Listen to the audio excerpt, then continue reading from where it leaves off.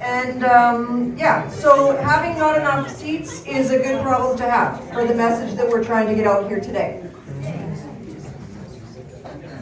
Does anybody want to sit on these two stools? I can bring them over.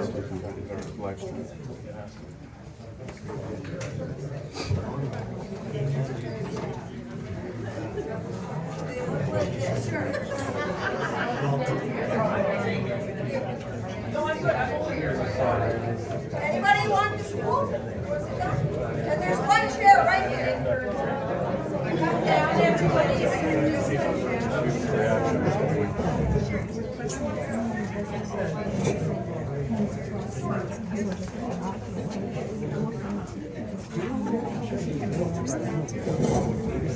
Sister Charmaine and her friend Helen. All right, so we're going to get started. I'd like to welcome you all.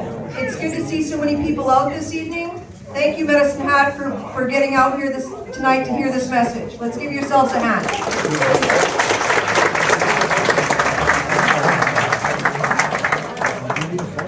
This event was hastily put together because we've got a great message to share with you today. This is an information session brought to you by the Independence Party. Truly a grassroots movement with real solutions made by real Albertans for real problems that we all are facing, that we have been facing, and we will continue to face if we refuse to take a stand for what is right. At this time, I would like to invite Barry Schneider to the front to open the event with a prayer.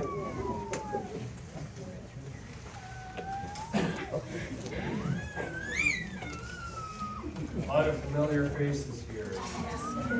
Just as bow and ask God's blessing on this evening, thank you all for coming tonight. Lord God, we do thank you for this opportunity we have to gather together to look at our God-given freedoms that have been almost rudely and horribly taken away from us at times over the past number of years.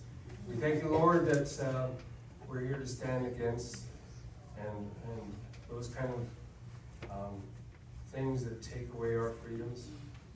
Lord, you've created us as free human beings, Lord, and we desire to follow what's in your word and not the word of man. Thank you for watching over us tonight as we travel. Those that have come from out of town, watch over them, keep us safe. Thank you for bringing in Artur, and we ask for your blessing on him, your anointing on him. Thank you for your provision for him to provide what he needs over this next little while as he runs for this in this election coming up. Thank you, Lord, for this time. We ask your blessing on it in Jesus' name. Thank you, Barry. So my name is Shannon Packham. I don't know how I'm supposed to take this.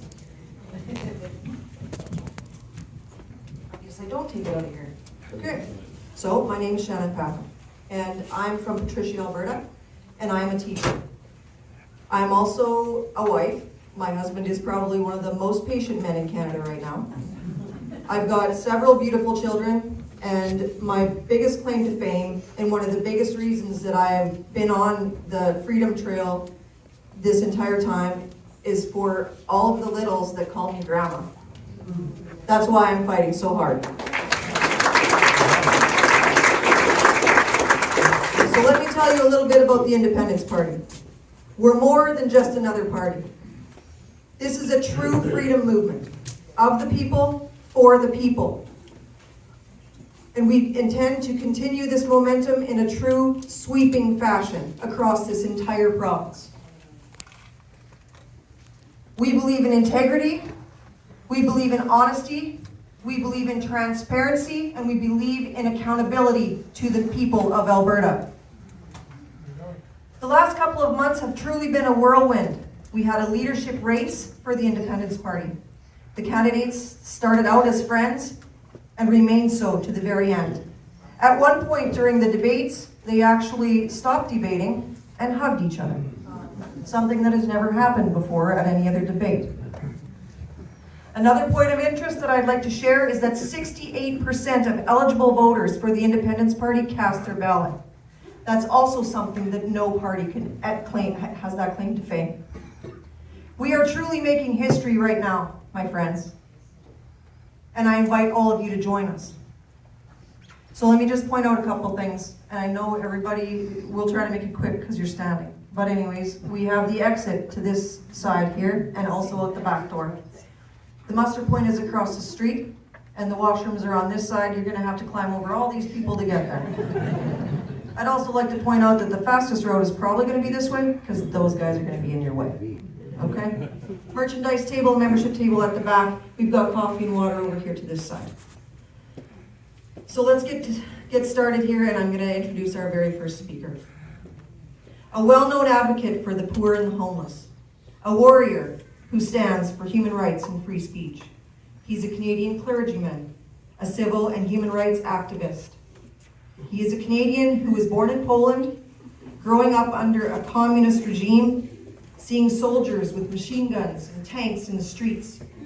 As people rose up in 1981 to fight for their freedom, he experienced communism. He also saw the end of communism in Poland.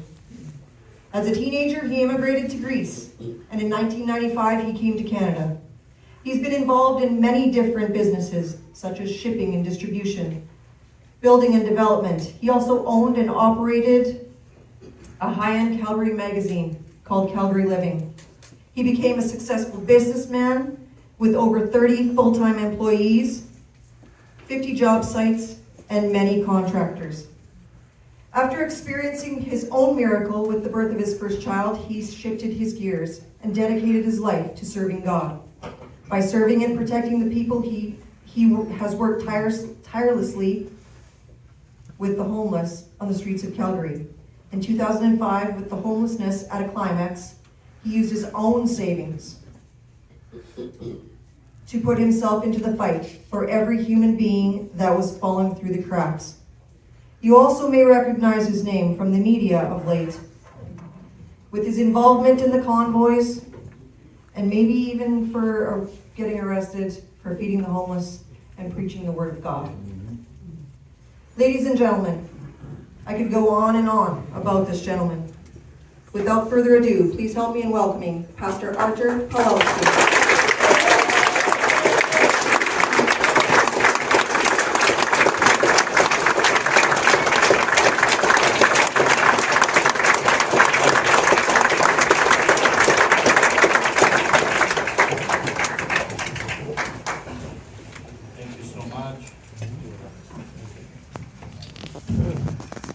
Like in a church. Well, I have a complaint to start with. They said 30 minutes, another minute longer. And I say that should be illegal. That should be illegal. You don't do that to a preacher. Never ever you do stuff like this to a preacher. You get me nervous now. I'll be watching the clock. Can you go backwards? Only 2 hours. I will not apologize for being a Christian. Never. All right. I will not apologize that I am a clergyman. You see, I only wear one hat. I'm not a schizophrenic, like the most of the politicians these days. These days I'm calling them flip-flop pancakes. Because in the morning, they flip one way, in the evening, a totally opposite way. And they're half cooked. So, just to start with that,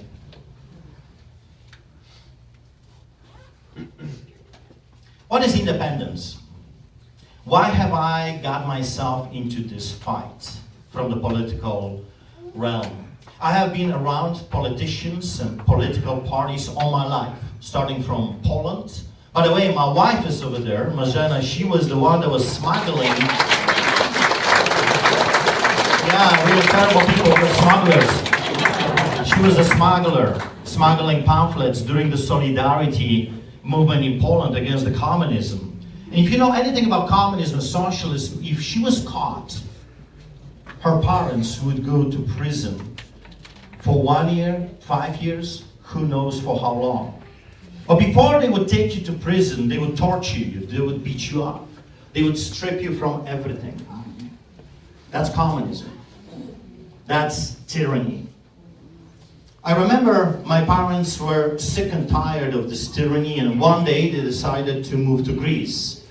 But it was not as easy as getting a passport and crossing the border. The communists were controlling everything, just like our communist tyrant, Justin Trudeau Castro. The same ways, the same tactics, country run by terror and fear. So I remember my father finally escaped and he wanted us to come and join him. We were separated from our father and we applied for visa to leave our country, and behold, they said no. Just because. I guess we didn't have the COVID passport at that time. Then we applied for the second time. And again they said no. We applied for the third time, and again they said no.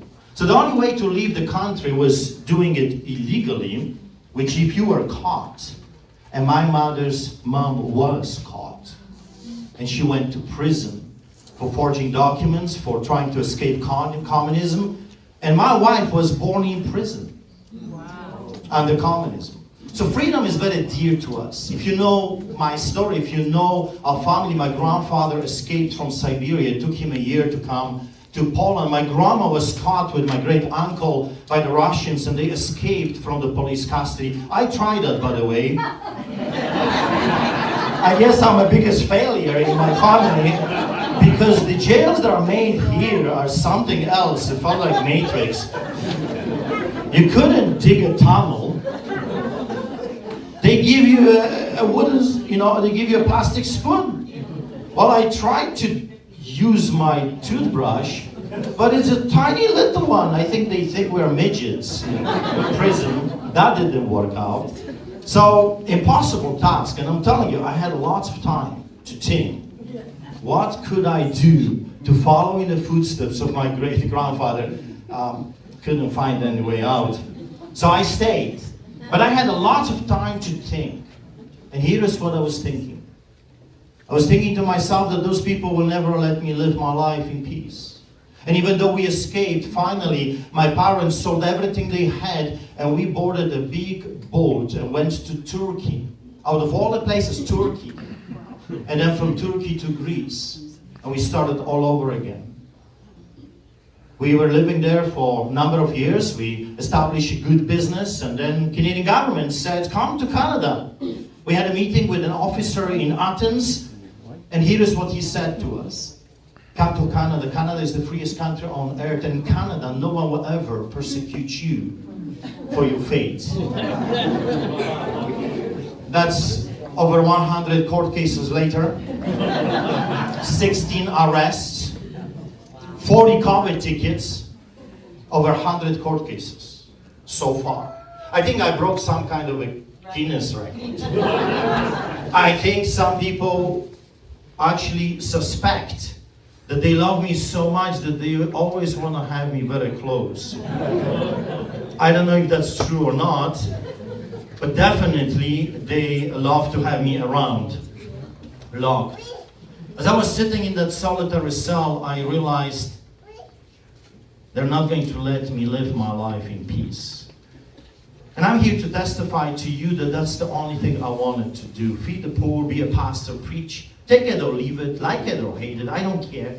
In the end of the day, I just want to be free to deliver my message just like I'm doing this to you. By the way, to be here, I had to ask permission from my probation officer in writing to be able to come to Medicine Hat as the leader of a political party.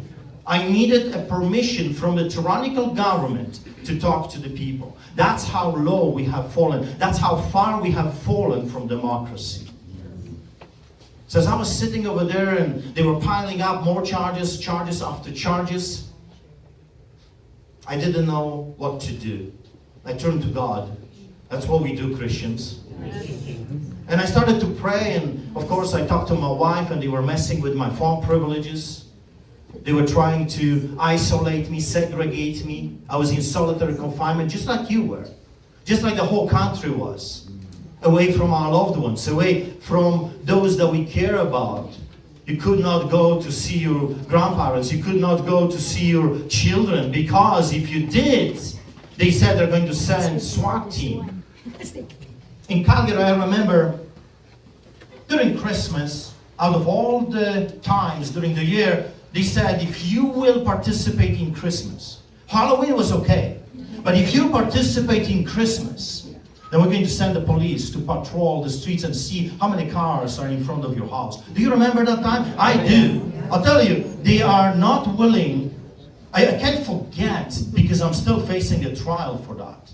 What I decided to do with my wife, we only know one way to fight with the devil. I used to be a former boxer, and I love to give my enemies a bloody nose. Right now, I'm a born-again believer. I'm a Christian. I don't do that, not even as a hobby. So, the only enemy that I have is the devil. And that one, you can give him a bloody nose every single day, and God is okay with that. Amen. He actually blesses us. So we decided, when they said, you're not allowed to see your parents, you cannot have a Christmas dinner. If you have a brother or a sister for a coffee, we will come heavy. We'll arrest you. We'll ticket you. So what I did, we had a family dinner, and I invited our friends, and we sent a picture to the devil. Come and get us. Well, they did. Don't send an invitation unless you mean it. If you invite me for a dinner, don't be surprised that I show up. We also did something unthinkable. During that time, you were not allowed to sing, remember? If you were singing, that's it, you're dead. And not just you, the entire neighborhood would disappear. Well, Christians do sing.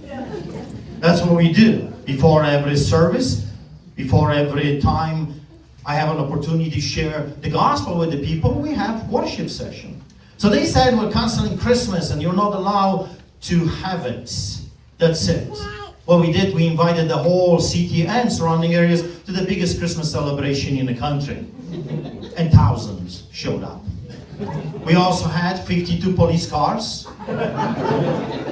I think they felt that they were invited as well. Over 100 police officers, SWAT team, chief of police. I don't know how many milers. We lost count. 20 cops on bicycles, and I end up with 15 COVID tickets. I'm still facing a $100,000 ticket in December for that horrible crime. But feeding the poor, I think it was not as horrible as us doing the unthinkable. We were singing Christmas carols. And if you know anything about Christmas carols, you sing, you're dead. It's over. You're going to die. Well, we didn't die. We're still alive and happy. And I had, like I said, over 100 court cases, 340 citations, and 16 arrests. And then I was invited to come to Ottawa to join the truck convoy. And I really wanted to go. You see, if you know anything about me, I love to give the devil a bloody nose every single hour. And I want to be where the action is. So I really wanted to go, but we felt with my wife that God wanted us here. Someone had to hold the tower, the stronghold, if you will, the ground here in Alberta. So I was asked if I would do a series of church services to the truck convoy. So they showed up in Calgary, and I did one, and we fed them, and my wife cooked chili with other volunteers. It was an amazing time. I remember Glenn Beck asked me this question, Pastor Pawlowski, do you regret being part of the truck convoy? Because if you know I'm facing over 10 years of imprisonment for that involvement. I'm the only Canadian citizen in the history of this country that has been charged with interfering with the crucial infrastructure under the Defense Act. You know that? The only person that they charged with this terrorism charge was a pastor that dared to give a church service to the truckers. Can you believe it? So we did one service in the morning, in the evening, then we did one in the morning, and Off they went to Ottawa, was such a beautiful thing. Here's what I saw. I saw unity. It didn't matter if you're a woman or a man, young or old, or black or white, yellow or green, I don't care. And no one did. What we cared about was that beautiful Canadian flag. This patriotism, this is our land. We're doing this not just for ourselves, but we're doing this for our children and for our grandchildren. We're doing this for them, because if we will not rise up, if we will not stand up, it's over for them. What kind of a nation are we going to give it to them? Not the one that you really would like your children to grow up under. And if you don't believe me, if you don't believe Artur Pawlowski, believe my accent. I know what I'm talking about. I lived through hell, inside and out. And I'm telling you, it's hell. It's hell. I can talk for hours about the experience under communism and socialism, but I'll be kicked out, so they will use my slogan, get out. And it will be over for me. Now I have to go. So, I was invited, of course we had big rallies, 50,000, 15,000 people on the streets of Calgary, 20,000. And I was speaking, it was so amazing, it was so beautiful. People were coming with their dogs, with their cats. If they had elephants, they would bring them too. They brought the entire families, the young, the old, it didn't matter, neighbors, people that normally would never walk with each other. People that didn't like each other. But they came under the umbrella of freedom. Freedom for me to choose my path and freedom for you to choose yours in peace. And that's what I observed. How can I deny that? How can I say I'm ashamed? How can I get the deal? Because you see, when I was in prison, in that solitary cell, when they were stripping me naked, putting me in another solitary cell on concrete without water, without washroom, when they were putting me in iron cages like a dog, Crown prosecutor came with an offer. And he said, hey, you can go home if you plead guilty to a little charge, just a little one. And all the big charges will disappear. You want to go home, right? Get behind me, Satan. Get behind me, you devil, you pathological liar, because that's what they are. What they wanted was their front page story. Pastor Artur Pawlowski, that has become a symbol of freedom, a symbol of fight after the Get Out Nazi video. Around the world, I still receive letters and phone calls and texts from around the world. People telling me that this little video, I would never imagine that it's going to have such a huge impact in people's lives. You see, they were waiting for simple action, for someone that will just say it the way it is. Get out. Get out from my restaurant. Get out from my business. Get out from my life. Get out from my school. Get out, you devils. You Nazis, you Gestapo, out the door. You gotta remember that what they were doing was illegal. And what we were doing was perfectly legal.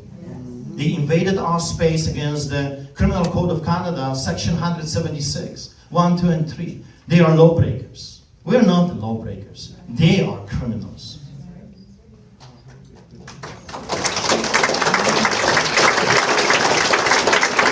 So I realized they're never going to leave me alone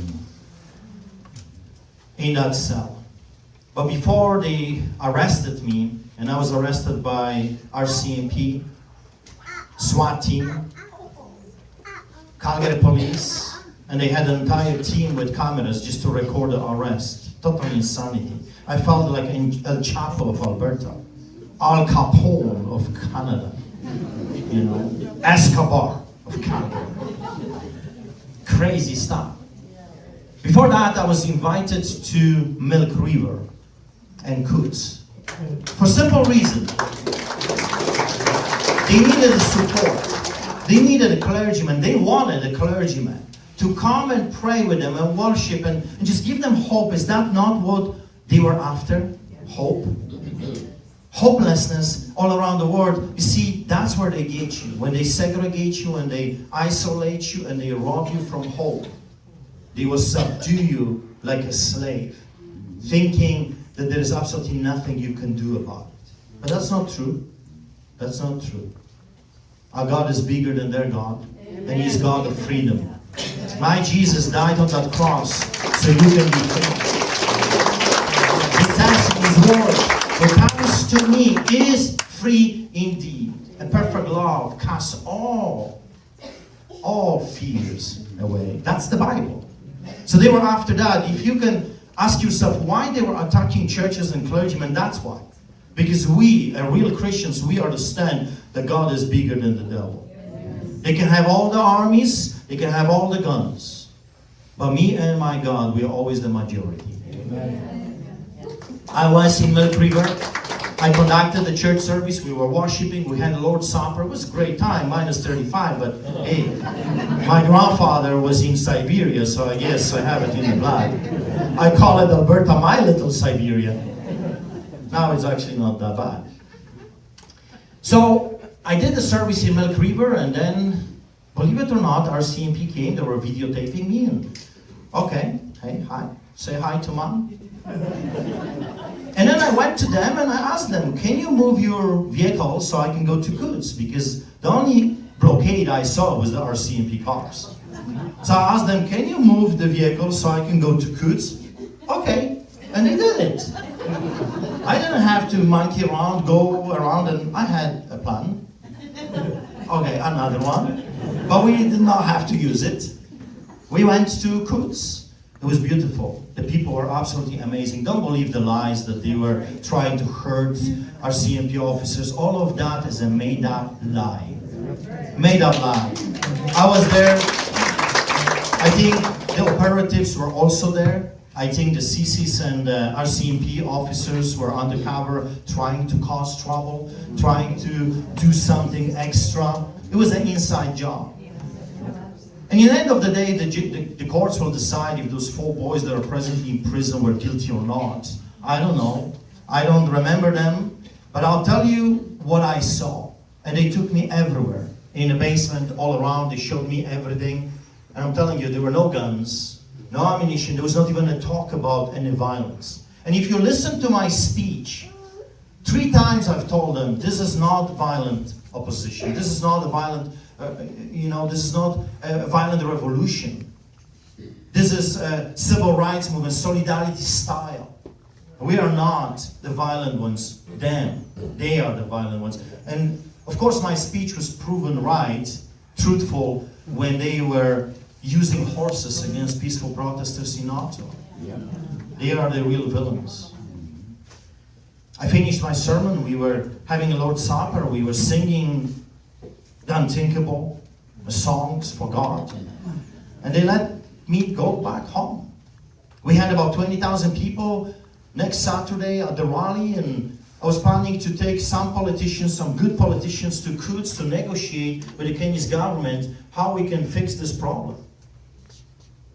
I stepped out of my house, and then there was our CMP detectives, cameras, and I was taken down. Interrogated for hours, stripped naked, taken to prison, put in a solitary confinement for my own good and for the benefit of others, for the health reasons. I'm telling you, those jails are filthy, dirty, filthy. I wouldn't put my dog there because this has nothing to do with health and keeping us safe. This is all about tyranny, control, manipulation, lie. Anyway, when I was in that cell, I stood up and I realized I have to do something more. I have been defending myself since 2005. This was my 16th arrest, and like I said, over 100 court cases, and up to that moment, 340 citations. And I have been defending myself for all those years, and I decided I have to go on aggressive. I have to move to their territory. How to do that? Well, I have to engage into a political role. I have to engage them on their own turf. So I was thinking of starting our own political party, but then I remembered during the rallies, and I remembered this logo, and I remember seeing them. I didn't pay too much attention because I was not really interested. I'm a pastor. Leave me alone. I want to stay a pastor. I am content with what I'm doing. I love what I'm doing. I'm feeding thousands of people on the streets of Calgary. I'm preaching messages, and I have captive audience, and they don't give me half an hour, you know. I'm a very happy camper. I don't need this stuff. But I realize I don't have an option anymore. They're going to kill me. Do you know that during my time, 50 days in prison, they kidnapped me from Calgary and they put me in a max spot in Edmonton. If you know anything about prison system, max spot is for the most dangerous offenders, terrorists. I was there by myself, alone in the entire unit. That's how dangerous I was. I asked for a pen and a paper so at least I can do something. They said, no, you're too dangerous to have a pen. Well, you know, for once they're right. That my writings, they're terrified of. So I didn't receive it. We shared that story with our lawyer, and the lawyer shared it with the judge the next day, and that scared them because, of course, it was illegal what they were doing. And you know what? What they did? Those little devils, they took me to a psych ward. Without the evaluation of the doctors, without the knowledge of the AHS. So I'm locked in with a schizophrenic in a cell. I walked in, and I see people jumping up and down, going in a circle, and I'm thinking to myself, where am I? So I asked the guards, and I said, what is this place? And they started to laugh. Wild, wild west, they said. Wild, wild west. So what that means? You're in a psych ward. Oh, wow. So they locked me with a schizophrenic, and I shared with him that story that I'm so dangerous I cannot have a pen. And he says, well, you can have mine. Can you believe it? You can't make this stuff up. I mean, this is absolutely crazy. I was in a crazy house. It was crazy. The whole situation was crazy. What I remember from that time is watching movies. I mean, the one positive thing was that I was not alone. I was not in a solitary on concrete without water and washroom. So they had 2 TVs. The minus about this experience was that they are watching movies in a totally different way than you would watch and I would watch. So they would be laying on the ground and in that movie theater, and then every 10 minutes, one guy would jump out and change the channel. And then we would watch another movie. And then about 10 minutes later, he jumps again and changes the channel again. So I'm telling you, for the week that I was there, we did not watch even one movie. But we watched about 50, 10 minutes movies, which was quite very interesting. So anyway, I decided to run for political office because I believe that what we need is a good cleanup. Good cleanup job. And you know, from time to time, when your toilet plugs, what do you need? You need a good plunger. So I decided to become Alberta's plunger. And I'm going to clean this one. I'm going to unplug your toilets. Because I do not believe that there is anybody else that is willing to do it. You are dealing with flip-flopping pancakes, left and right. They will promise you everything you want to hear, and then after the election, they're nowhere to be found. So I know, I'm sorry, but I'm not going to obey this. I want to read something to you. I'll do my best to read it to you, because you're here because you are curious, not about my story. You know, I can tell you what happened in jail and in courts. I just won another 2 trials. I have 2 more to go. We will win everything. This is our time. This is our time. This is the time for the patriots. This is the time for the Christians to rise up. This is the time for the people that speak the truth to finally be in a position of authority. We have been ruled by liars for far too long. Enough of that. I think normal Albertans are sick and tired of this corruption. I believe there are many people like me that look around and there's no hope. There's no hope. You vote a revolving door for the lesser evil. Okay, we're going to vote for the UCP. Why? It was not the UCP that did this to you? They betrayed you once. Don't you understand they're going to do it again? Under different circumstances? This was not NDP that did this to us. It was not the Liberals in Alberta that did this to us. It was the UCP that we elected to defend our rights. They did it. That's the highest betrayal I've ever seen in a democratic country. What they've done to us, breaking every rule, every law that there is in the land. And of course, one law for you, one law totally different for them. Remember the Sky Palace. Remember that this government right now still keeps the same devils in power like the Kenya's government did. Chandro, the good Nazi as he is, he was the Minister of Health. Now he's the Minister of Justice. Can you believe it? The same guy that partied with Kenny at the Sky Palace is now the Minister of Justice and Solicitor General? Are you kidding me? He should be charged and arrested and at least spend 50 days, like I did, in prison in solitary confinement. You know what? Hey, let's throw a schizophrenic to his cell as well.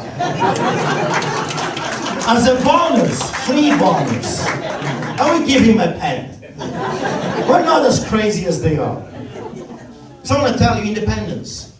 What is independence? Independence is referendum. Referendum means we will give you your voice back. I'm sick and tired of you elected politicians deciding for the rest of us and for our children. We should have a voice in a key decision making. We should have a voice because if that law or that thing is going to affect our children and their children, we should have a say. Referendum will bring us independence and that will bring us freedom. Why is so, I have to run, you know that, because he's watching. Why is it so important to do this now, to gain our independence? Because you see, the villains, they have an agenda 2030, you know that. Totalitarianism. We, on the other hand, we will develop Alberta, our own agenda 2024, freedom. Alberta, why we are talking independence? Because Alberta is abused by Ottawa and Quebec and by globalists. Even before we entered into this confederation, this was happening even before. They're using Alberta just for us to work hard and ship our goods to them to feed the beast. Today we are being hammered by them by carbon taxes, digital ID, passports, CBDC, internet control, censorship, media propaganda, firearm and property seizures, attacks on farming, nefarious actions by armed climate police, just to name a few. Their goal? It's very simple. It's a total control over your life and the life of your loved ones. You see, they have a plan. And they have not finished their plan yet. You're not eating crickets, are you? See? That's a proof. This man is a proof that they did not finish their plan. They want to have a total control over your life. You will own nothing. You will be eating crickets. I hope you like them. And you will be happy, just like you are right now. That's their plan for you. Did you know that 14 federal officers, as we speak right now, are being hired to attack Alberta farmers and businesses? Destruction of our industries is the plan to eliminate the middle class. And as an effect, any and all opposition to what they are implementing. They want total control. If you know anything about how to become a tyrant, how to become a dictator, you have to eliminate the middle class. Why? Middle class people are very peculiar people. Most of the time they're well-traveled, highly educated. They can hire a lawyer, they can fight the government. They don't want that. So they're attacking our industry, they're destroying the middle class to weaken us. Because if you work 2 works, if you got 2 jobs, you got no time for rallies. You got no time for protests. You have no time to write letters and show up when you need to show up. That's exactly what they're doing right now. And they must be stopped. We cannot keep funding those that are hurting us. Most Albertans don't know how many billions of dollars Alberta has paid in transfer payments based on energy revenues, while Quebec receives transfer payments because their energy is exempt from the transfer calculations. You know that? So far, we have given to the beast that is destroying us almost $1 trillion. Effectively making Ontario. And by the way, if you don't believe me, Google it up. Google is corrupted, but you know what? You can still find the truth over there. If you are looking for the truth shall set you free from the crickets. So this effectively is making Ontario the richest province in Canada per GDP, you know that?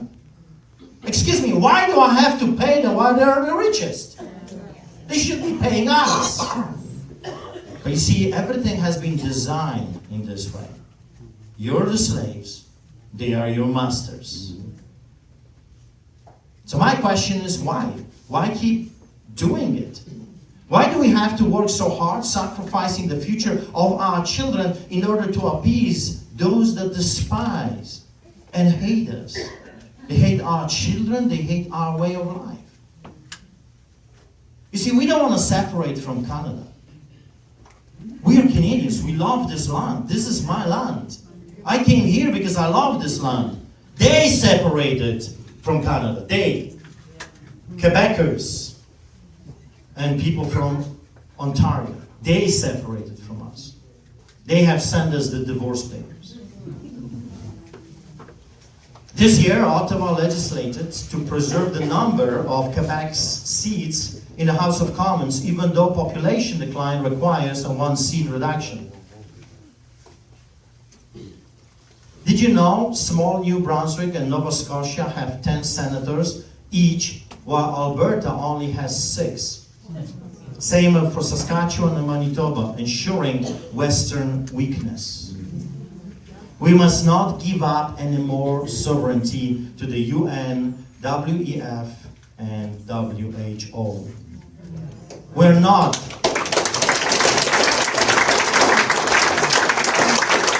separatists. We are patriots. They, the traitors in Ottawa, are separatists. They have walked away from what Canada was, is, and wants to remain. That is why we need the referendum, and if the Eastern Canada wants to go, then we must let them.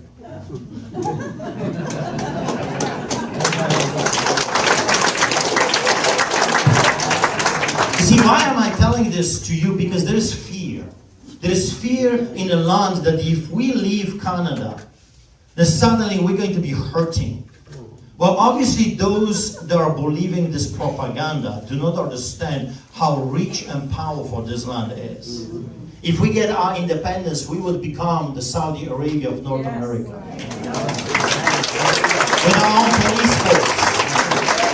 With electing judges, not appointing them so they can work for the politicians. With our own sheriffs. And here is, I did not share that with the party, but I was driving. I'm going to tell you. My wife says don't. But I'm going to say it. I'm a hunter.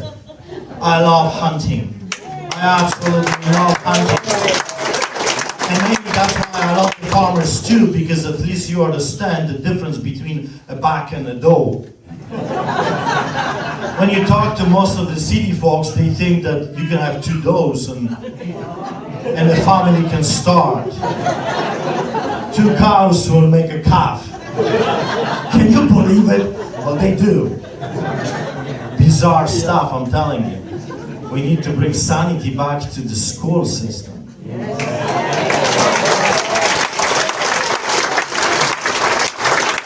So if Eastern Canada wants to go, then we must let them. We want to stay free, prosperous, and strong.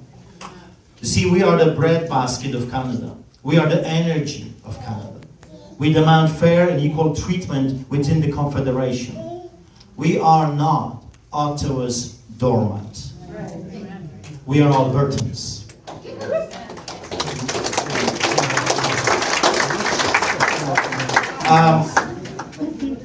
I'm going to continue. Even though I'm already sweating, fear cripples my heart. So how come we're giving so much? But almost done. Almost. When a preacher or a politician says almost, brace yourself. You know the beauty about being in prison? When finally they let me out, I had captive audience every single time. It didn't matter. It didn't matter what they wanted. They could not escape, just like I could not escape. I love that about being transferred back and forth. We were sitting in a police or sheriff's car, and it's very uncomfortable. They would always shackle my feet and my hands, some dangerous. So they would keep me in that little box, metal box, and I was traveling with other inmates. And it was good. It was a good trip. No coffee though. No donuts. They had donuts. They love donuts for whatever reason. Don't ask me why. It's bizarre. But anyway, we were there. I was enjoying my trip, and then suddenly the inmates would turn to me and it's like, the bars over there. Like, aren't you that pastor that gets arrested all the time? Guilty as charged. And they would jump in their seats. It's like, wow, we are riding with celebrity. That's why when they wanted to hurt me in prison, they wanted to kill me actually in prison. 5 different inmates already testified to our lawyers that the guards were giving them incentives to beat me up, to hurt me. But every single time they did that, it backfired on them because the inmate said, if you touch this man, we'll touch you. And they actually signed a petition to say they will not let me out of the solitary confinement. They're going to have a riot. And they did. And they did. So I was a hero in prison. I'm still learning how to be a proper criminal. I'm new in this game, but I have a probation officer. It's hard to beat that. So how come we are giving so much? Billions, in fact. And are being treated with such a disrespect? How come Nunavut has 1 seat in the House of Commons? Northwest Territories 1, Yukon 1, Manitoba 14, Saskatchewan 14, Alberta 34, British Columbia 42, totaling, listen to this, 107 seats in the Western Canada. Remember that number, 107. All of us combined together. Ontario alone has 121 seats. And people are asking me, why independence? Because we don't stand a chance. We are slaves. We have been slaves, I say to you, for far too long.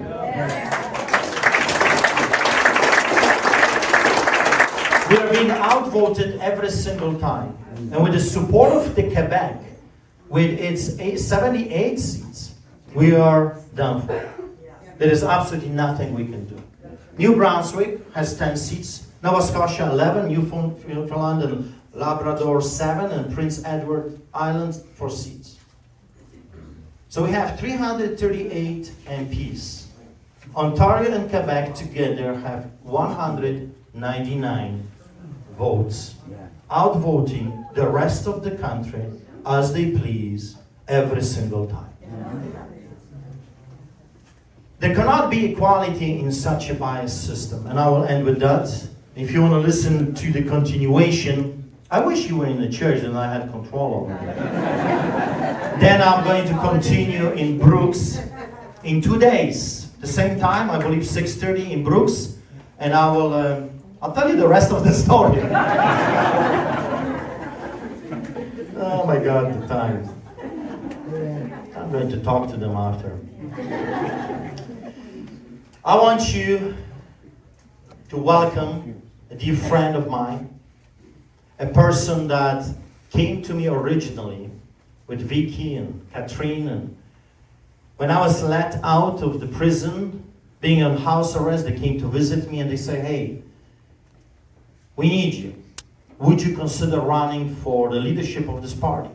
And my first reaction was, no way, Jose.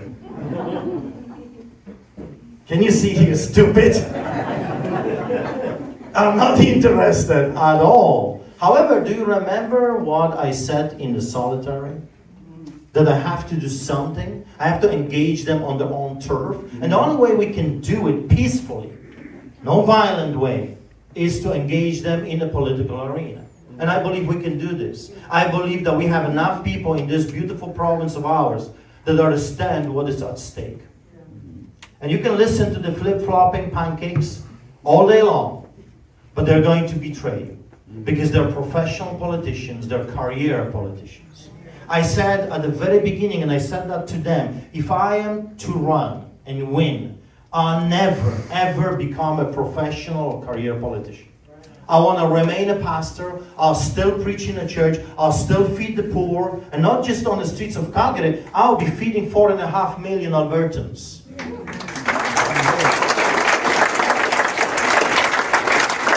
Because that's what I love to do. I serve my God. And you say, how come this is impossible? I want to remind you that Aberhart was a pastor, a premier before. Manning was the longest serving premier in the history at that time. 25 years, if I remember correctly.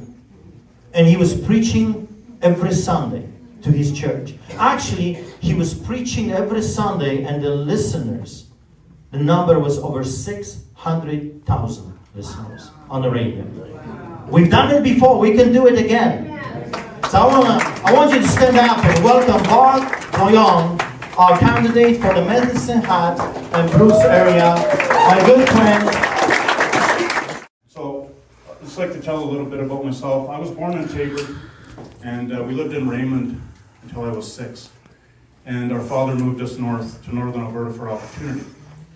And we'd made the most of it. So, the question was asked of me, what if you win?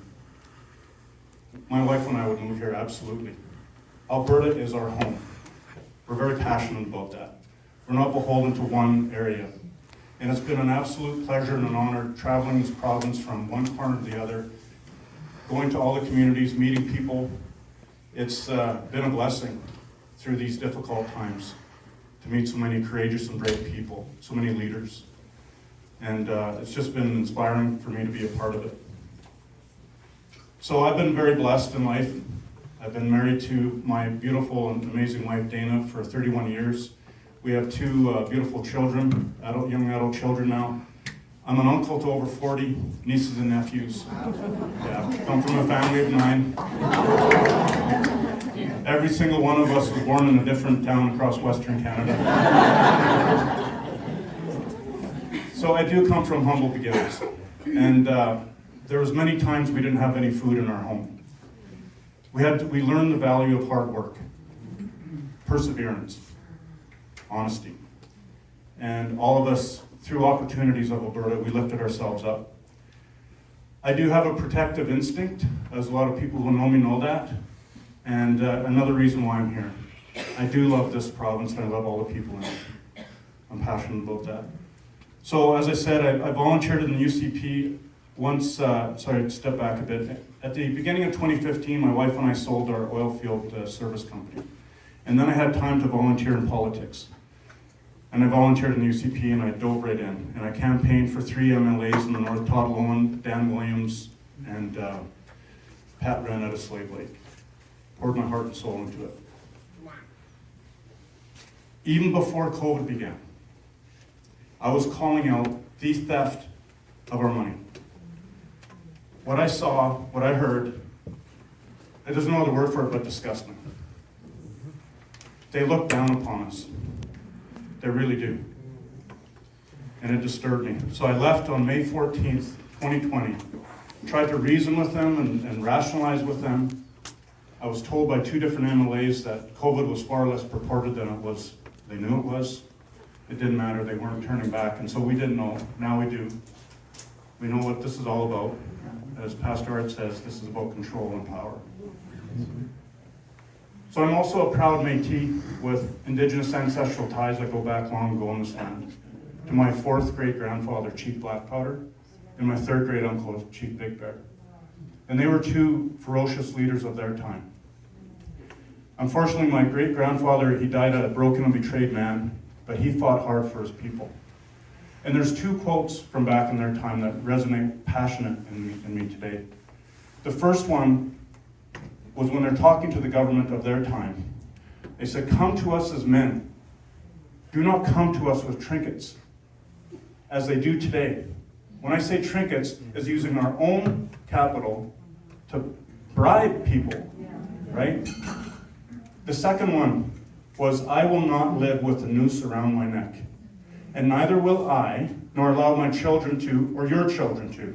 And that's, both my wife and I are very passionate about that. It's time to push back on these tyrants.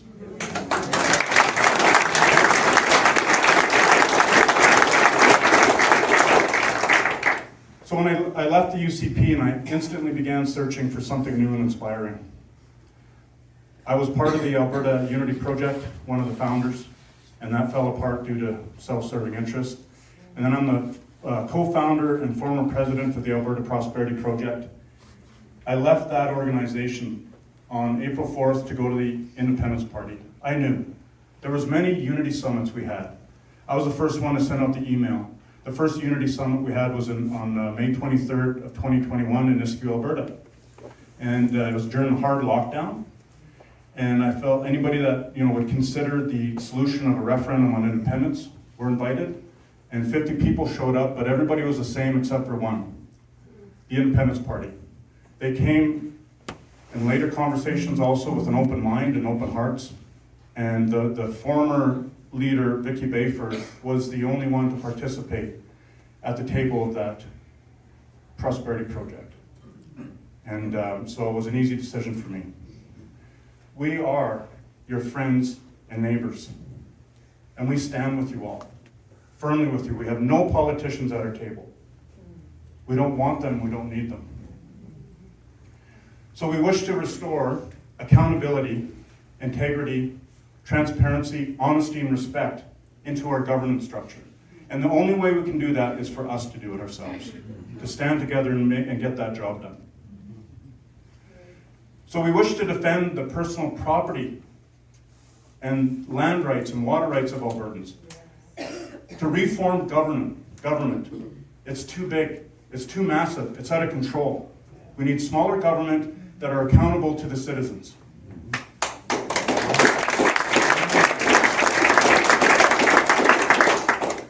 Judicial reform, as Pastor Art has just experienced. The outreach we are receiving today is heartbreaking, what some people are going through. Children are getting taken away from families. Men are in prison without facing due process. It is an unjust system. There's no accountability. And as Pastor Art said, we need to have elected judges and hold them accountable.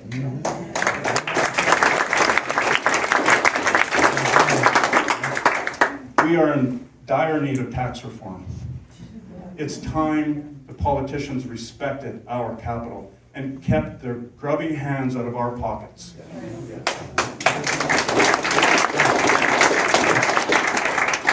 So how do we solve all this? It is a daunting task, but it's not without hope. The first thing we do is come together like this. This is amazing. This is number one, uniting together. Electing ourselves into government, that's important. And then committing to that referendum on independence. That has so much power behind it. That's why the politicians are scared of it. They talk of the Sovereignty Act. And that act is designed to fail. It is designed to trigger a constitutional crisis.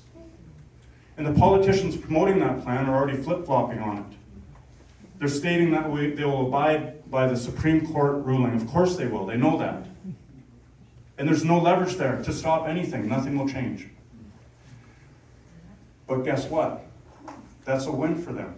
That's a win for the politicians and a loss for us.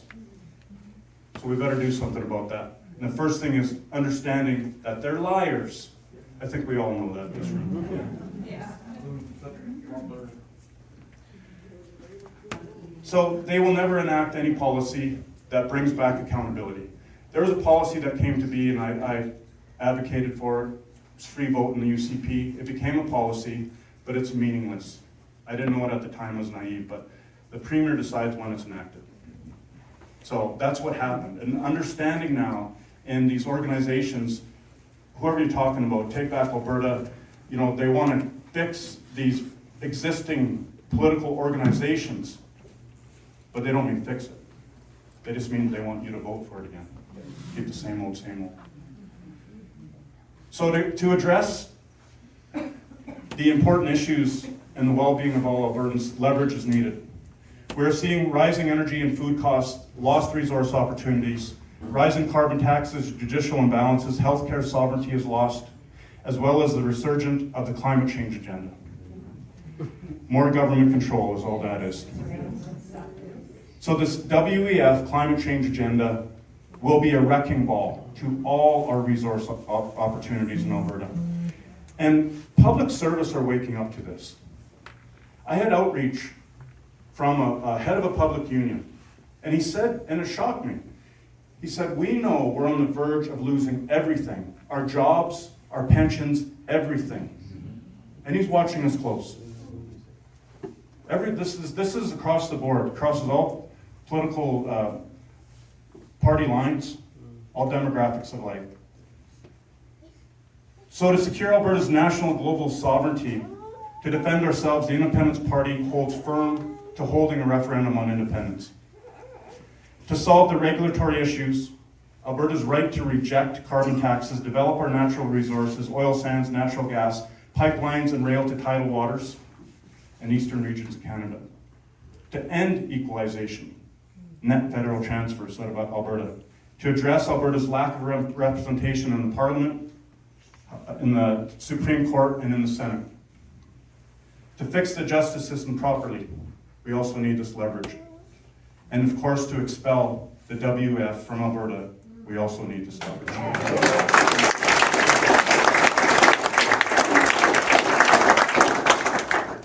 So this is what requires opening up the Constitution. There's 5 things. A majority vote in the House of Commons, a majority vote in the Senate, a majority vote in 7 of 10 provinces equaling 50% of Canada's population. Quebec will prove to have a veto, as they've done time and time again. And the Supreme Court, where these constitutional battles are argued, is composed of this: 3 justices in Ontario, 3 justices in Quebec, 1 justice in the Maritimes, and 2 in all of Western Canada. So you see, without leverage, it's hopeless. That's right. The Canadian political power structure is stacked against us. And I'll add something here.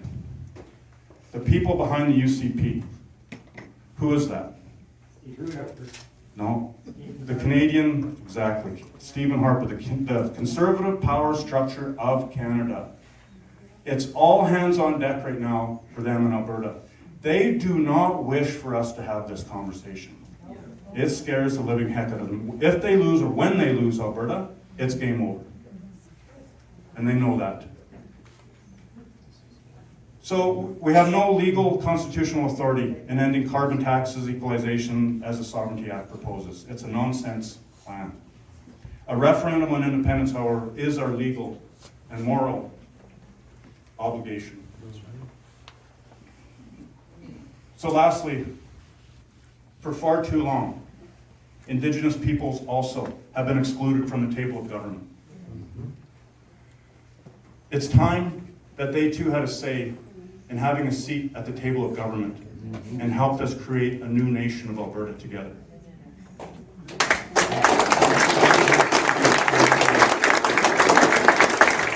And it's time once again, this is my hope, and this is, to connect Albertans once again. So to believe in each other once again. This was a great province we built. We just need to take back the governance of it. That's all. It's very simple. It's not overly complicated. It doesn't need to be. It's uniting together, electing ourselves into government, and doing what we have to do. So I'm going to work tomorrow in Medicine Hat Brooks, knocking on doors, sharing the message. I got a great team that's traveled down from Northern Alberta. Sharon Nolette,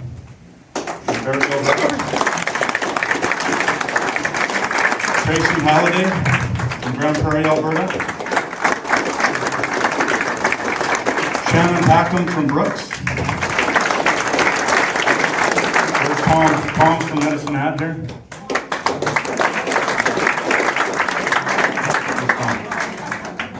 I hope, did I forget anybody? I hope not. Pardon me? Oh, Rhonda Wilson from High River.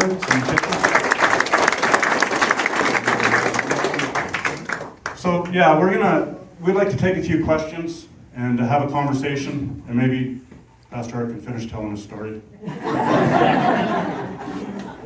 Yeah, he's coming. But thanks once again, everybody. It really is a pleasure and an honor to be here.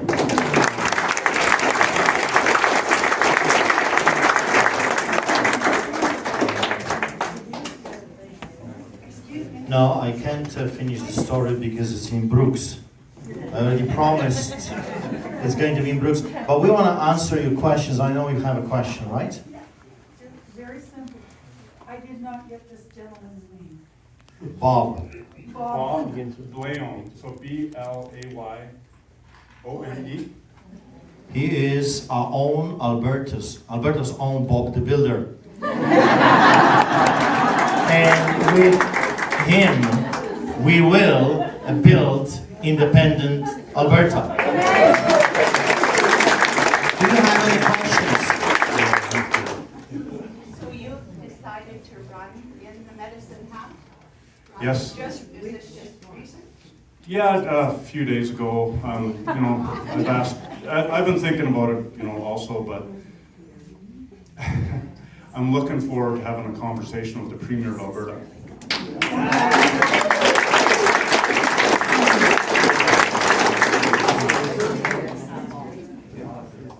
How do you go about getting people behind the referendum? Do you need numbers? Do you sign up somewhere? Do you get, how do you get the numbers for the referendum? Yeah, so that's part of our platform, that's part of our commitment, is within the first year holding that referendum. So we got to elect ourselves into government. There's a petition going around too where they claim that there's 600,000 signatures are needed, but good luck trying to get the UCP to have a referendum on independence. It's not happening. It's not happening. You consider what we've lived through up to this point in time. And I know it's hard to hear that. It's hard to hear that these people are going to lie and that. And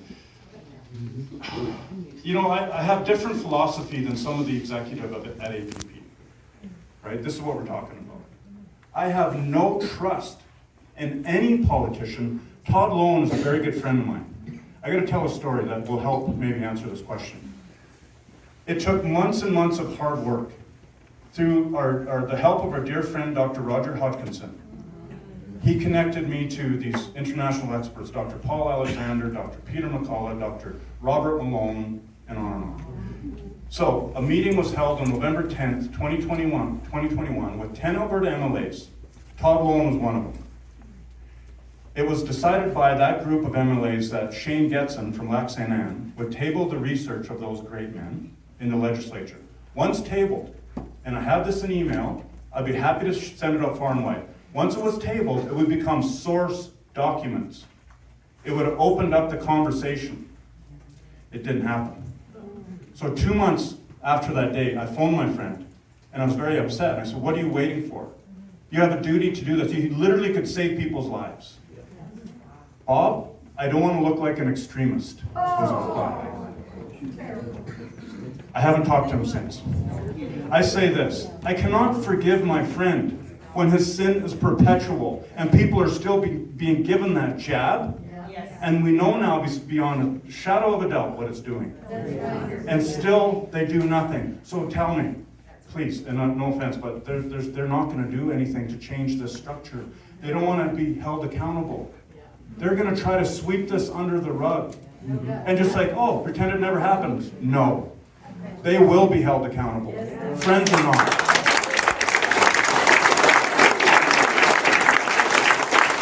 How you do that? How you eat an elephant? One neighbor at a time. That's how we're going to win. You gotta door knock. You gotta talk to your friends. You gotta talk to your enemies so they can become your friends. You gotta spread the word around. Within very short time, we quadrupled as a party. And that shows me that there is more people like you and me. They're sick and tired of this flip-flopping, revolving door, electing either a snake or a viper or a scorpion. They're all going to kill you. They are killing us as we speak right now. Unless you love crickets, then if you don't, you should sign to the party. And take the book, door knock, tell your friends, go out there and say, hey, finally, after many years, Alberta has an alternative that we can vote for. A different people, a different party. We're not going to be juggling for you. We're not going to be pretending. As you can tell, we are two individuals, and everybody else is pretty much the same as we are. We're going to say it the way we feel it. What's in our hearts, that's what you're going to hear. Take it or leave it. Someone phoned me and says, what if people will not vote for you? Don't. Don't. Vote for them. You will get the same thing. But maybe perhaps God has given us a gift. And now we can change our nation. Because here is what is going to happen. If Alberta do this the right way, Saskatchewan is going to join us. Manitoba is going to join us. I will not be very hopeful for British Columbia, but Northwest Territory, Yukon, we can do this. The sentiment is not just in Alberta. It's everywhere we go, and we talk to people everywhere, and I'm telling you, people are sick and tired. How much taxes do you pay? 50%. 50% and more.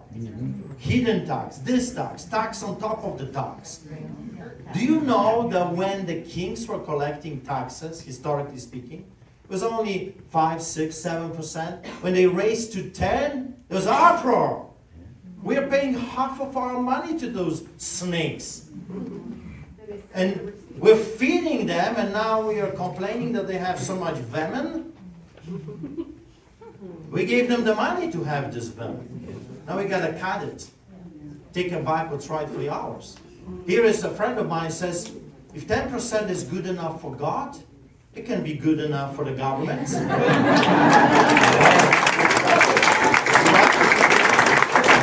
Why do we need this beast, this enormous, huge, never satisfied, greedy beast that is blowing our money left and right on petty, stupid little things?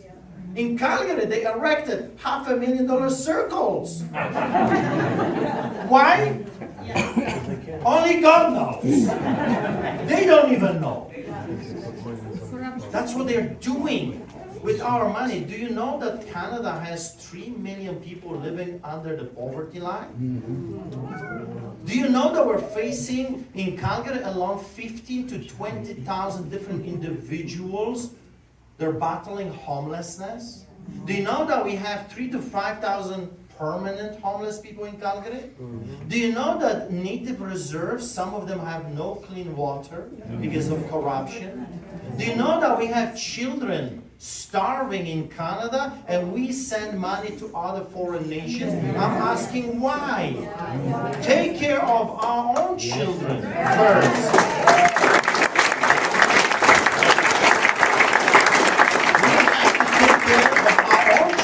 First, then, when we are strong and standing, then we can take care of somebody else's children. The Bible is very clear. If you do not know how to take care of your own, you're worse than a Gentile. That's what we need. I think we need the Bible back.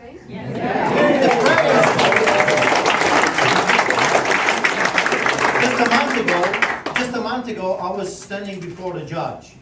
Again. I sometimes feel more like a lawyer than a pastor. I think I spend more time in a courtroom than in a church. And then they had 9 different individuals testify, officers. And they were asking them, do you want to affirm or swear? Oh, we want to swear. Oh, sorry, there is no Bible. of COVID. And I'm looking at this and there's a pile of papers everywhere. And that's okay, because you see, COVID understands. It's a very smart virus. When you're sitting, you're secure, you're protected. The moment you stand up, you're dead. So, we gotta cut that beast. Once we win, an independent party will win, if I have anything to say about it. I like your way of thinking. How then do we do the referendum to get out? Like, when you're in power, what does it take to make that referendum to be free of? It's actually very easy. If you look at the European countries, there are a number of countries that are having referendum once a year, twice a year. Okay. It's a very easy process. Okay. I'm just curious how that goes. So it's a very easy process. You send the questions, and then you're asking people to answer. The referendum question has to be very simple, straightforward, so it will not be subjected to some legal mumbo jumbo later on. So the question will be very simple. Do you want to have independence or not? And then people will vote. But you gotta understand, that having a referendum, that does not mean that you're separating from Canada. It means that you are giving us the power to renegotiate the deal within the Confederation. People are extremely scared. I said that I have to keep saying this all over, because people are scared that we're going to leave or separatists. We don't want to have anything to do with our beloved Canada. That's not true. Like I said at the very beginning, it's the Eastern Canada that separated and left Canada. There are woke, evil, perverted psychopaths that just want to keep stealing from us. They're pathological liars and thieves. And if that's what they want, good luck. Enjoy your craziness, right? In the province of Alberta, how many ridings do we have, and how many ridings has the Independent Party of Alberta filled? So we have about 6 going, but there's, 20 probably that are getting close to having founding meetings. I gotta say, so I've been traveling literally all over the province, talking to people. There's a lot of passion there. With my time with the UCP, even for as angry as everybody was at the NDP, we had to drag people to volunteer. There are so many people coming forward to volunteer, to run. In Innisfail, I think there's like 4 or 5 candidates already coming forward. You haven't answered my question. My question was, the very first part of it, was how many ridings are in the province of Alberta? Oh, sorry, there's 87. 87. 87. And you've got 5 or 6 filled now. Yeah. By Christmas time, we'll be into the...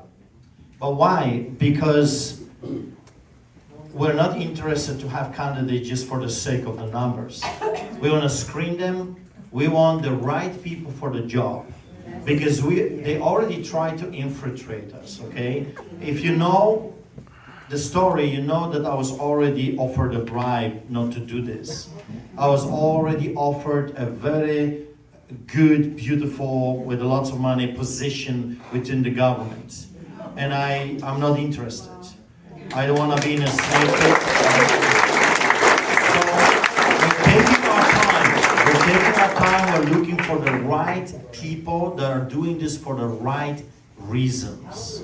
Do you know that the ruling party, the UCP, before we all signed up to kick that little minion of the devil, Kenny, out of the office, do you know how many members there were before that? 30,000. And that's the ruling party. 30,000 members in the UCP. Only it doubled because the 30,000 like me, we just wanted to cut that snake out of power. So 60,000 at that time. And then during the leadership race, where the 7 other candidates jumped in, it doubled again. That's not a lot of people. You know, people think that being a ruling party, you must have millions of members and billions of dollars. That's not true. 30,000 people enslaved you for the past 3 years. Is that not shocking? That reminds me of our story with my wife. Do you know how many communists were ruling over 36 million Poles during the communists behind the Iron Curtain? 50,000 communists were ruling over 36 million Poles behind the Iron Curtain. You don't need huge numbers, you just need to create fear and terror, and you have to use the armed officers, so-called peace officers, to help the politicians to enslave you. So we can do this. We can really do this. I was very skeptical at the very beginning, but now, as Bob, when we are traveling around talking to people, like I was at the bank today, and the lady says, just keep up the good work. Say there are people, they're friends, they're watching, and they're waiting, they're looking. So, we all know that this government is not above corruption, and the only issue that I see in all of this is we've got great men who are trying to do great things, but we're playing with a corrupt system. So how is it that we're going to be able to use our votes to get you guys in if we can't even trust our voting system to get you there in the first place? We are advocating for the paper ballots, in-person voting, and the Dominion machine. I was in the United States where, of course, we know what happened over there, and then as I was there, we learned that the Dominion voting machines are being shipped from United States to Canada. And the first thing I said is, that's it, it's over before even started. That's why we need in-person, government-issued ID, address, paper, not mail, not electronics. So we need to fix that. But how are we going to keep us in line? That's why we need to elect judges, the judges that will work for you, not for the politicians. We need to have our own Alberta police force. And I didn't finish the story when I was driving with my son when we were hunting in a forest. And we came with this idea, it would be cool to call our own police force Alberta's Rangers. Just to take off the NDP. And the Liberals, you know? Just to give them a little bit of a bloody nose. Alberta's Rangers, I think that would be fantastic. Question? Thank you. It's about the education system, because there's a lot of politicians that's part of the education system. My grandson went through something really horrific last year, and not a soul in this province will even talk to me about it or help me. And they silenced the family over what happened in this school. Yeah, there's big problems, we know that. Our advice to individuals like yourself is to team up with others. There's so many people going through the same. Power in numbers. So you got my contact information, and we can put you in touch with people that are facing the same crisis all across Alberta here. Sorry to hear that. Why is that happening? Because the judges are appointed. Right? You were sneaking on us? We were being hunted? And I was just talking about hunting? That's horrible. We need to elect judges. It's very important for people to understand. We need to elect judges. We need to have our own police force. And when the Liberals or NDP crazy people will decide to pull something on us, we'll say, hey, you cops, you work for us. Not for Trudeau Castro, not for the corrupted globalists, you work for us. I mean, in the end of the day, who pays the salary of a police officer, right? We do. So hey, either you work for us or move to Ontario. Do you have some kind of recall policy in your... 100%. You have to have that whip. We want you to have a whip on us. I'll tell you why. As a pastor, of course, I deal with a lot of sin. We're sinners. And humans, we have tendency to sin, and power and money has tendency to corrupt us all. That's why there has to be something passed that you can say, if a politician is not forwarding on or moving forward to fulfill his promises while he was running or she was running, then you have to have that power to say, we've elected you only based on those promises. You walked away from those promises, therefore we're going to find somebody else that is willing to fulfill those promises. You see, the process right now is very simple. They'll tell you everything you want to hear. They will give you the gold and the silver and everything else. And then the moment they elect it, they're nowhere to be found. And that's what I observed all my life. We need to have the recall. We have to have some kind of a legislation that is anti-corruption. So if you are an elected official, or police officer, or judge, or politician, then that force will have the teeth to go after you. Because right now the system is for them, created by them. In other words, one law for me and another for thee. And we have seen that in the past 3 years. So that's unacceptable. You have to have anti-corruption force with the teeth that will watch the politicians and people in power closely. And if you do crazy things, they have to have that power to go after them, which is us. I want to be accountable. I am accountable to my church and the people that come. I want to be accountable. That keeps me in line. You know why every year I go to Auschwitz-Birkenau? Not only because that's my country, not because I grew up next to that place, but every time I go, and I bring Canadians and Americans as well with me, I go over there because it's a good reminder what happens when those people in power are not in check. You have to keep us in check, or else. I'm very passionate about that. Sorry, I just want to touch on this a little bit more. There's more mechanisms that are at the table. Another one, when we're forming these CAs, this is not your typical party. We want these CAs, these ridings, your community leaders that are around that table, to make those MLAs accountable. What I witnessed and experienced in the UCP was MLA puppeteering that table. When I started pushing back, I learned some of my fellow board members had government contracts, and so they wouldn't speak up. That needs to end. That board needs to have the ability to have an annual performance review of the MLA. Let's start treating them like they work for us. And that's simple. It's very simple.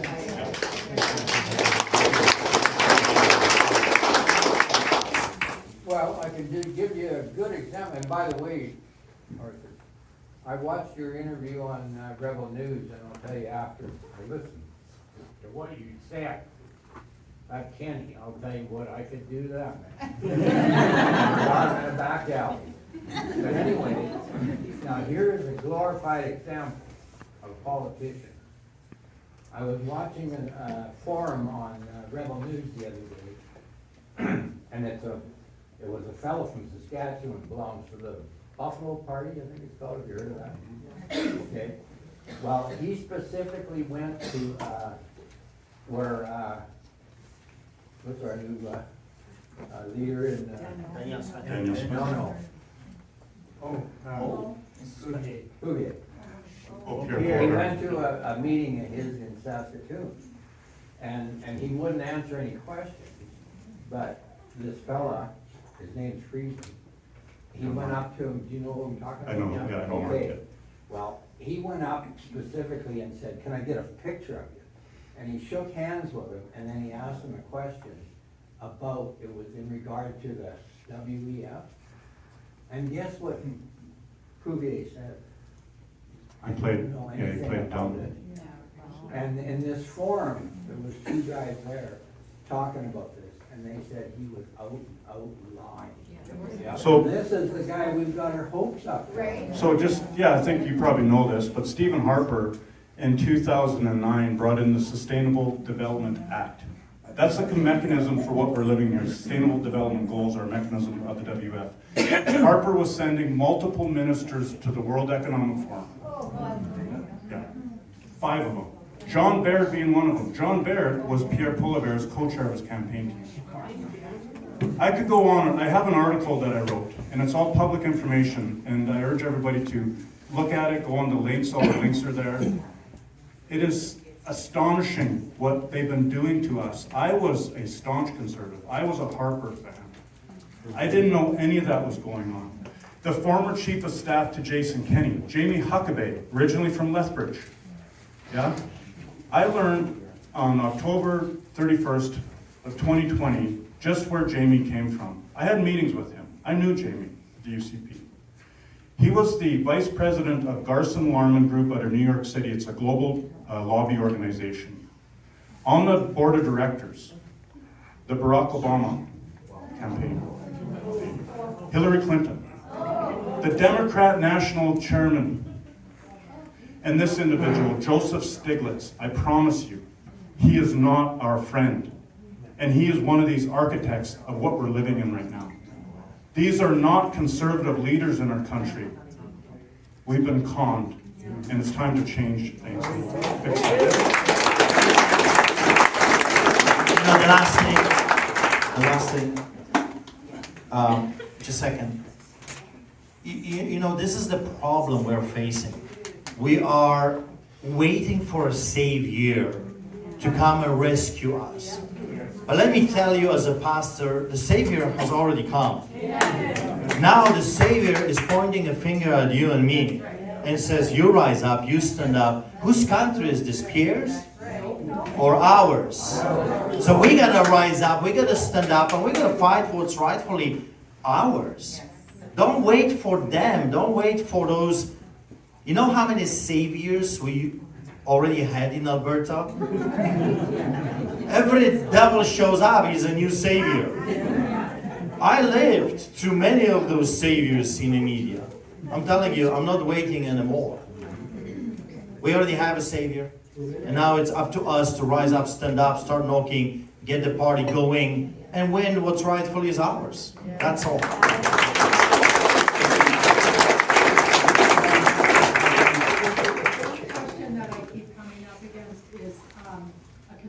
About that parties like this, new parties, that there's too many and it'll split the vote and the NDP will get that. Yeah.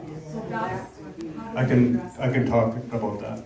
So again, back to the unity summits that we had.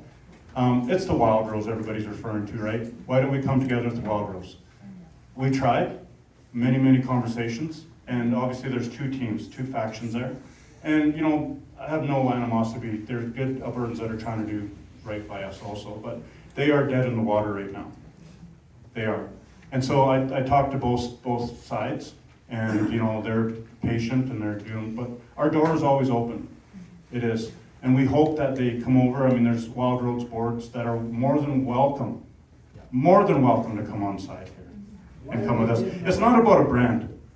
This is not what we are passionate about, this brand. It's about this movement, this grassroots movement. That's the power of this. And we need to do a better job of breaking out of that mindset of sticking behind a color or a brand. No, we just need to stand with one another. And another thing. If I might add, I think as long as people understand it's a fight between good and evil. Yes. And it doesn't get any more clear than that. But let me ask you this question. But it's the people that need to stand up. What is the difference? Tell them when they're coming with the splitting the votes and all that stuff. We heard it all for the past, thousands of years. What is the difference between the NDP, the Liberals, and the UCP? Because I see no difference between them. They all talk, they all say we are for you, and they all are lying and enslaving us. So I just, sorry, go ahead. Well, that's interesting. They're coming. They're coming. It's, even people say, well, the urban's not going to be here. Yes, they are. My wife and I just rented a little place just outside of Balzac. There's a lot of work to do in central Alberta. And so that's why we did that. And I've been having conversations in Calgary, and I am inspired. I really am. Because consider this. I mean, there's a lot of people in the cities that hunkered in place, right? Yes, there was a lot of people wearing masks and whatnot. I don't use that as a metric. There's people that were just coerced into it. But in the conversation, so there's a young individual that I spoke to about a month ago, and he told me, and he's involved in the Alberta Prosperity Project. And he said months ago, his friends were saying, I don't want nothing to do with politics. But now, what are they saying to him? I'm voting for the Independence Party. So they're coming. Okay, so I just wanted to finish off, you know, everybody thinks politics has to be dry and boring and serious. No, we can have fun too. And be inspired by children from Pastor Artur's church that made this. When Art said he's gonna be the plumber and clean Alberta's pipes, this is what they made for him. Doesn't that something?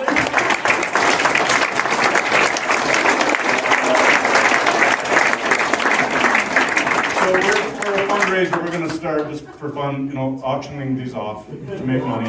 And that's the thing with politics. And I'm the guy, I don't like making the ask. I don't. But if people can afford to do so, we do need money. We do. And there is, and this is sad, but you know, when you donate to a charity, you don't really get much of a tax credit back. But it's very generous in politics. It is, and so anyways, we got the details of that, but we do need support, and there's merchandise on the back, and that's how another way we make, you know, capital to do what we're doing, and memberships are a big driver too, and sharing our message. Grab a handful of rack cards and pass these around, yeah, all over the place. It's amazing, people are aware of this solution, but they don't know about this organization yet, so let's make them aware. Okay, thanks again, everybody.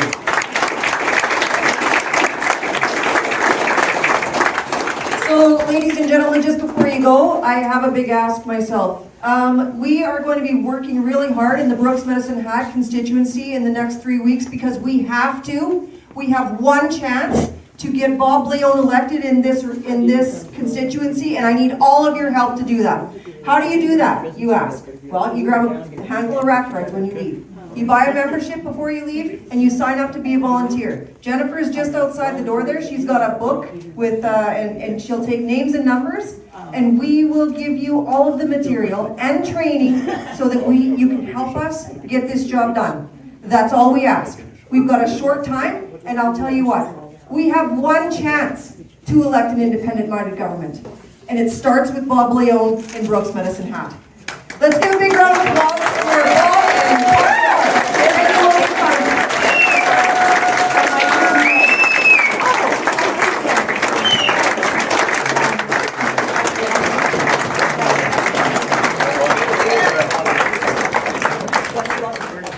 Yeah.